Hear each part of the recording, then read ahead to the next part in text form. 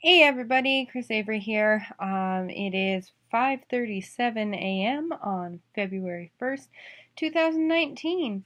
I knew I didn't post a video yesterday, and it's been an interesting couple of days. Um, so you'll hear I have noises going on in the background because I'm running laundry because I can't sleep. And as I said, it's 5:37 in the morning and I still haven't slept yet. So that's fun. Um, but yeah, yesterday I had the same kind of problem. I was exhausted and I didn't fall asleep until around 4 o'clock, so I was not able to go to my kickboxing class, which made me super sad because I like kickboxing class. So fingers crossed I will be able to go on Sunday, but we will see. Um, anyway, yeah, so the reason for that is something that some of the people in the chronic illness community call painsomnia, which is basically insomnia that's caused by being in pain. And it sucks because you're exhausted, you want to sleep, you're so tired, you could cry, and you lay down and you get all comfy, and then you're just there. And you can't fall asleep, you can't really get comfortable because you stay in a spot that seems comfy for a little bit, and then it becomes really uncomfortable.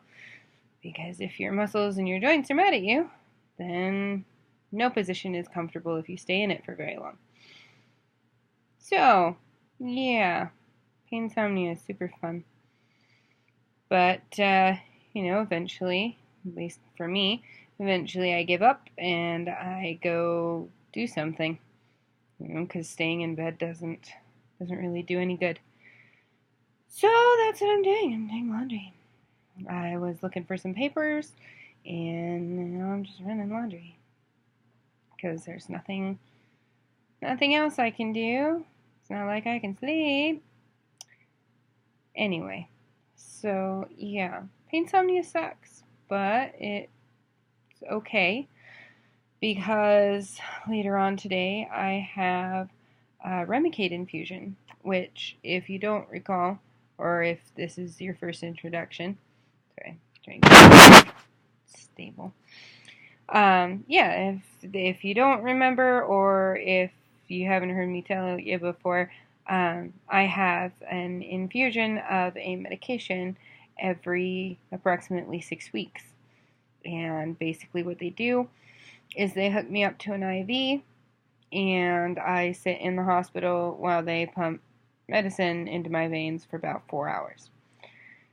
So that's my day ahead, which is, it seems like such a waste to me because it's an entire day that I lose because the combination of medicines that they give me beforehand so that I don't have any kind of allergic reaction to the treatment itself makes me very, very tired. So I pretty much lose an entire day of work that I could be doing. And the nature of my condition being autoimmune means that my immune system doesn't recognize certain parts of my body as being part of my body and tries to kill those parts of my body. My immune system sees it as a foreign thing that needs to not be in there anymore and attacks it. So basically, my body's trying to eat itself. So that's fun. That means that the medication that I have is an immunosuppressant, which means that it, just what it says, it suppresses the immune system. It takes my immune system and it crushes it down so that my immune system can't attack my joints anymore, or my eyes, because it's in my eyes too. But yeah, it makes it so that my immune system isn't strong enough to attack healthy cells that are supposed to be in my body that it doesn't recognize, because my immune system has an identity crisis and it thinks that stuff doesn't belong there that very much does. The downside of that is that if an immune system is crushed so that it can't attack healthy cells, it also can't fight off dangerous things like illnesses and stuff, which is really unnerving for me because wherever you are in the world, I don't know if you know, but right now in the United States, we have quite a few places that are having measles outbreak. And they just had a warning that I saw about my state, Utah, saying to, take precautions and stuff. And it's like, I'm going in and having my immune system crushed into nothing. And there's all the regular diseases that are always floating around this time of year, different kinds of, colds and flu viruses and things like that. And now there's measles too. So it's like, great, what am I going to catch this time? Because pretty much every time I go and have this infusion done, I catch something. It's a kind of a rarity that I don't end up sick with something after I go in. So, yeah. So that's my future forecast is that, if I'm not sick by the time I get home tomorrow, just give it time. I go into a room where somebody has been coughing or sneezing, and I have no immune system after this treatment. So what would normally protect people from getting sick just by, grabbing a door handle that somebody, sneezed on a few minutes ago, that normally wouldn't cause a problem for somebody, but it does for me. And the fact that I have to have this infusion treatment in a hospital, I'm around sick people.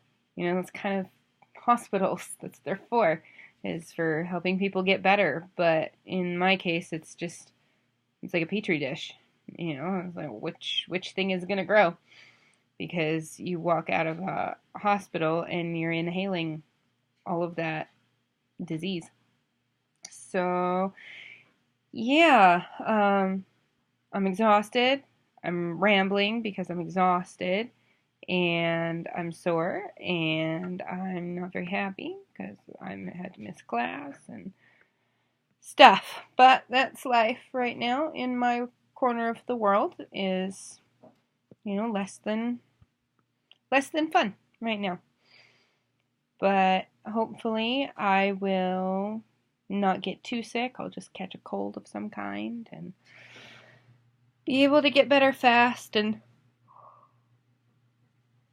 get back to work. So, fingers crossed, hope for me that it goes well and I stay reasonably healthy after this infusion. Because that's really all I can ask for is to be reasonably healthy. So, if it doesn't make me conk out for days, then I will post video after I get home and get everything all settled. It'll probably be like an earlier video, so it'll be, like 8 o'clock at night. But I'll post one after this day is over. And, yeah, so hopefully I get some sleep in the hospital today and get some sleep when I get home. Until then, laundry. Alright, I'll post again for you later. Bye-bye.